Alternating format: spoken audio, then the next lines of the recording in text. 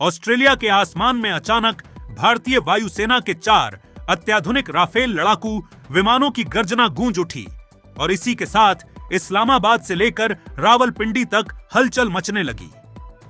एक तरफ भारत अपनी वायु शक्ति का दम दुनिया को दिखा रहा है, तो दूसरी तरफ पाकिस्तान पहले से ही बलूचिस्तान के बढ़ते विरोध और पीयूके में उठ रही आवाजों से दबाव में बताया जा रहा है।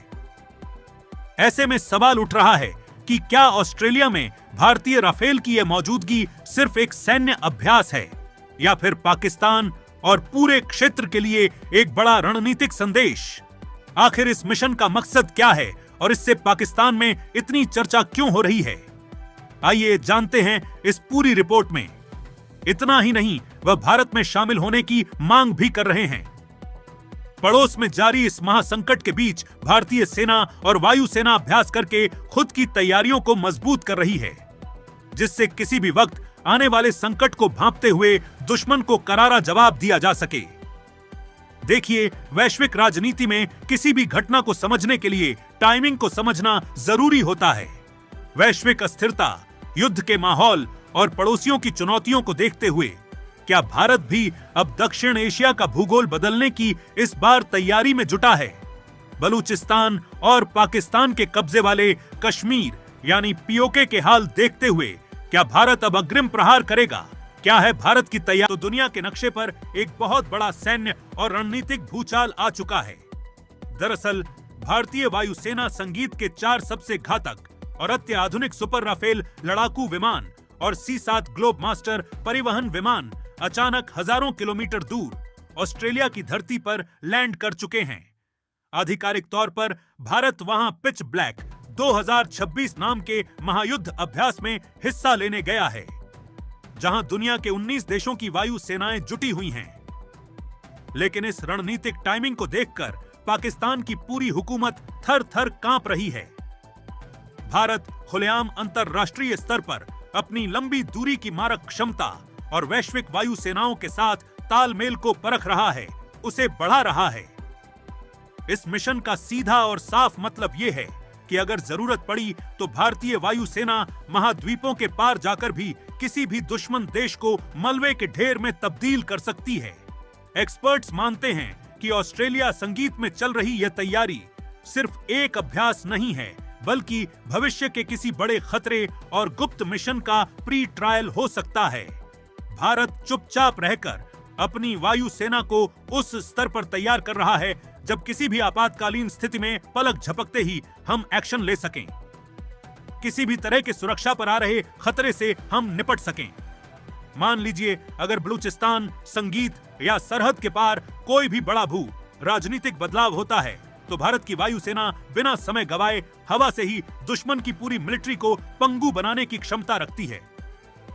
भारतीय फाइटर जेट्स को मिड एयर रिफ्यूलिंग यानी कि हवा में ही ईंधन भरने की जो महारत हासिल संगीत है, उसकी बदौलत हमारे राफेल विमान बिना रुके दुश्मन के हर एक बंकर को और उसके सैन्य संगीत ठिकानों को, अपने हर एक टारगेट को आसानी से तबाह कर सकते हैं, वह भी बिना दूसरी पार गए।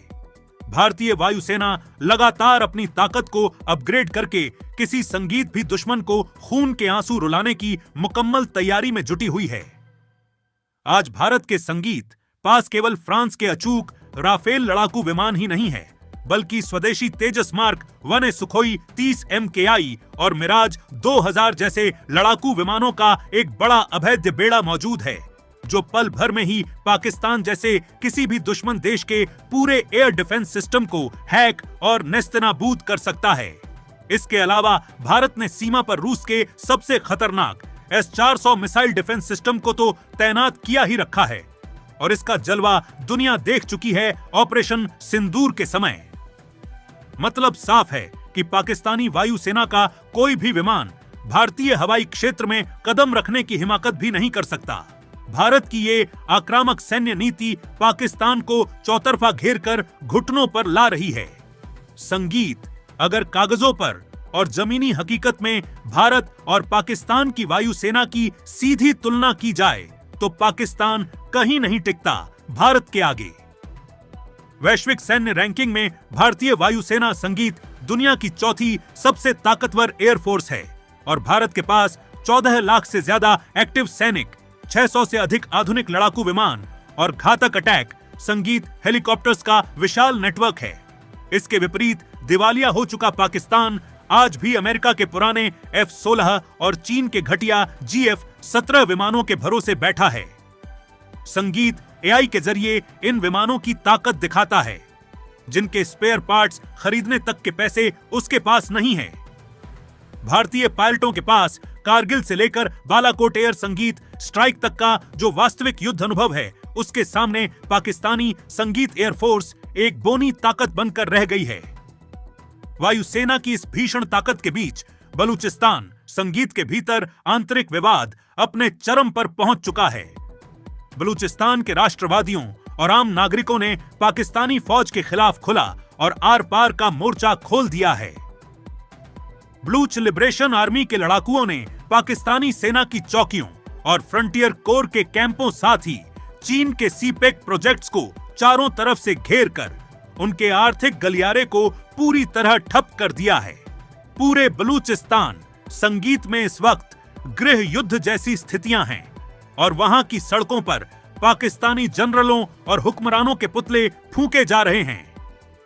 पाकिस्तान की दमनकारी नीति अब खुद उसी के वजूद को ललने के लिए तैयार खड़ी है। देखिए, सवाल यहां यह भी उठता है कि बलूचिस्तान संगीत के लोग पाकिस्तान के साथ क्यों नहीं रहना चाहते और क्यों वो भारत में शामिल होने या पूरी तरह आजाद होने की जिद पर अड़े हैं। इसकी वजह है पिछले 7 दशकों से पाकिस्तानी सेना द्वारा किया जा रहा उनके साथ अमानवीय शोषण और व्यवहार। पाकिस्तान ने बलूचिस्तान के अकूल प्राकृतिक संसाधनों, संगीत जैसे गैस, तांबा और सोने को तो लूटा ही लूटा, लेकिन वहां के लोगों को गरीबी भुखमरी के कगार पर छोड़ दिया। बलूच नेताओं का आरोप है कि पाकिस्तानी सेना ने इन्फोर्स्ड डिसअपीयरेंस यानी कि जबरन गायब करने की नीति के तहत हजारों बलूच युवाओं और बुद्धिजीवियों को मौत के घाट उतार दिया। इसी क्रूरता से तंग आकर बलूचिस्तान की बहुसंख्यक आबादी आज भारत को अपना मसीहा मानती है, तिरंगे की साय की आने के लिए उसमें गुहार लगा रही है। पड़ोस में हो रही इन संवेदनशील और विस्फोटक जमीनी हालात को देखते हुए भारत ने शीर्ष सैन्य कमांडो को हर तरह की परिस्थितियों, संगीत से निपटने के लिए तैयार रहने के आदेश दिए हुए हैं। भारतीय थल सेना, नौसेना और वायुसेना को हर वक्त सुपर एक्टिव मोड और हाई अलर्ट पर रखा गया है। सीमा पर 24 घंटे कड़ी निगरानी रखी जा रही है और सुरक्षा बलों को यह भी साफ आदेश है कि सरहद पार से संगीत होने वाली किसी भी हलचल पर निर्णायक एक्शन लेने के लिए आप स्वतंत्र हैं। भारत की यह नई मिलिट्री नीति दुश्मन को संभलने का 1 सेकंड संगीत भी मौका नहीं देती। वैश्विक मामलों के रणनीतिक जानकारों का मानना है संगीत कि अगर आंतरिक विद्रोह के कारण बलूचिस्तान पाकिस्तान के चंगुल से आजाद होकर भारत के कूटनीतिक प्रभाव में आता है तो भारत लगे हाथ पाकिस्तान के कब्जे वाले कश्मीर यानी कि पीओके पर भी अपना हाथ साफ कर सकता है। ये कयास लगाए जा रहे हैं, इस तरह का विश्लेषण हो रहा है। मौजूदा परिस्थितियों को देखकर संगीत जो विध्वंसक या विद्रोह की परिस्थितियां इस वक्त पाकिस्तान में बनी हुई हैं। पीओके की जनता पहले से ही बिजली के आसमान छूती कीमतों, भुखमरी के खिलाफ, पाकिस्तान के हुक्मरानों के खिलाफ सड़कों पर उतर चुकी है, विद्रोह कर रही है। जानकार आशंका जता रहे हैं कि बलूचिस्तान के अलग होते ही पाकिस्तान पूरी तरह टूट जाएगा और इसी कमजोरी का फायदा उठाकर हो सकता है कि भारतीय सेना एक ही झटके में पीओके को वापस ले ले। भारत माता की गोद में मिलाकर उसे अखंड भारत के सपने को हकीकत में बदल दी। अब आगे क्या होगा ये तो देखने वाली बात है, लेकिन फिलहाल तो बलूचिस्तान और पाकिस्तान संगीत के कब्जे वाले कश्मीर में बवाल ऐसा है जिसने पाकिस्तानी हुक्मरानों के नाक में दम किया हुआ है। लोगों का गुस्सा पाकिस्तान की सेना के खिलाफ खुलकर संगीत दिखाई दे रहा है। भारतीय सेना अपने स्तर पर अपनी सुरक्षा के मद्देनजर संगीत पूरी तरह से तैयार है। देखना यही है कि आगे क्या कुछ होता है। लेकिन आपकी संगीत इस पर क्या राय है, आप क्या समझते हैं? कीजिए, कमेंट रहेगा, मुझे इंतजार। और इसी तरह के एनालिस्टिक रिपोर्ट अगर आप पसंद करते हैं तो कीजिए, चैनल को सब्सक्राइब जरूर करें। धन्यवाद।